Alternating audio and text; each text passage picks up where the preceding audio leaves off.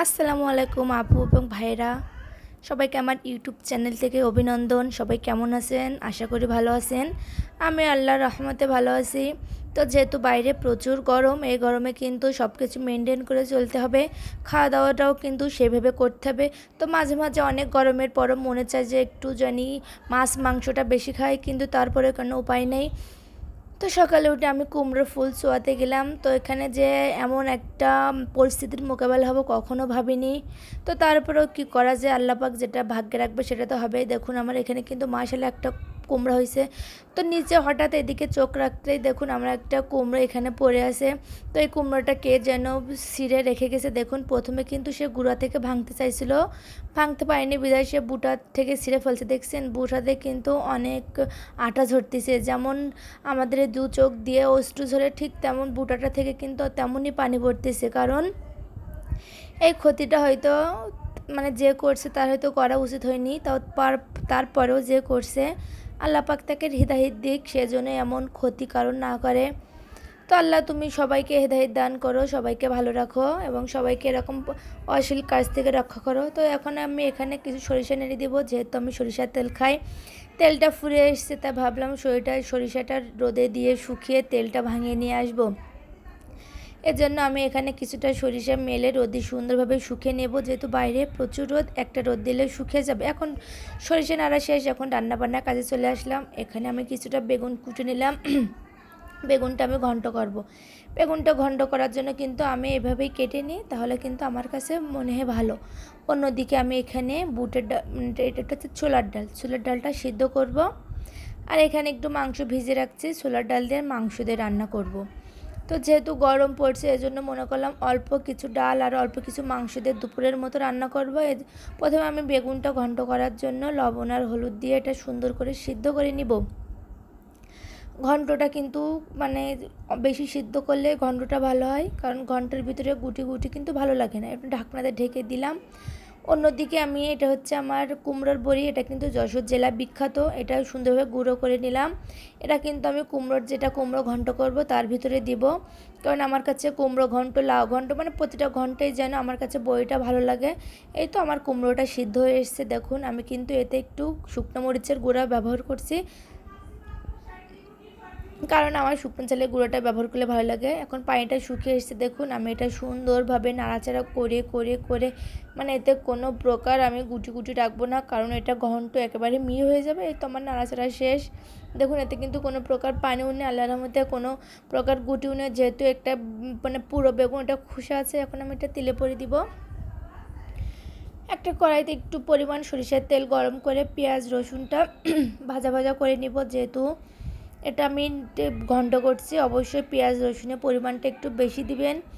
আগে যখন পেঁয়াজের দাম অনেক ছিল, আমরা কিন্তু পেঁয়াজ রসুন খাওয়াটা প্রায় ভুলে গেছিলাম। তো আমরা যেহেতু গৃহস্থ মানুষ, আমরা হচ্ছে বাসায় পেঁয়াজ রসুনটা এখন লাগিয়েছি, এই জন্য ভাবলাম একটু বেশি করেই খেয়ে ফেলি। তো এখানে আমি পেঁয়াজ আর রসুনটা সুন্দরভাবে লাল লাল করে আমি এখন এর ভিতরে বেগুনটা ঢেলে দেবো। এখন বেগুনটা ঢেলে আমি এটা সুন্দরভাবে নাড়াচাড়া করে মানে বড়ি দিয়ে পেঁয়াজ রসুন দিয়ে এটা জাস্ট মিশে যাবে, তেমনভাবে আমি সুন্দরভাবে নাড়াচাড়া করে নেব। দেখুন আমার কিন্তু এটা শেষ। এখন আমি একে দুটি কাঁচামরিচ দিলাম একটু ভালো লাগার জন্য। অন্যদিকে আমার ডালটা আমি প্রেশার করে সিদ্ধ করে এনেছি, ডালটা কিন্তু আমার সিদ্ধ শেষ। আমার কিন্তু ডালটা একেবারে সিদ্ধ করি না, একটু আস্তে আস্তে রাখি, তাহলে কিন্তু আমার ভালো লাগে। অন্যদিকে আমি দেখুন ডালটা কিন্তু প্রায় শেষ। অন্যদিকে আমি মাংসটাও সিদ্ধ করে নেবো, তার জন্য আমি এটা ধুয়ে প্রেশার কুকারে দুটি বাসি দিয়ে আসবো। অল্প পরিমাণ পানি আর লবণ দিয়ে আমি এখন গ্যাসে এটা বসিয়ে দিয়ে আসবো সিটি দেওয়ার জন্য। এটা আমি এখন নামিয়ে দেখলাম গোশটা কিন্তু আমার প্রায় সিদ্ধ হয়ে গেছে। এখন আমি মাংসটা রান্না করার জন্য এখানে একটু তেল দেব। তেল দিয়ে আমি, যেহেতু সরিষার তেলের পরিমাণটা কমিয়ে দেবেন, তা নাহলে কিন্তু একটু গন্ধ আসতে পারে। এখন আমি এর ভিতরে পেঁয়াজটা দিব। আমার কাছে মাংস রান্না করার সময় পেঁয়াজটা বেরেস্তা করে দিলে আমার মাংস দিয়ে একটা ফ্লেভার আসবে, ওটা আমার কাছে খুবই ভালো লাগে।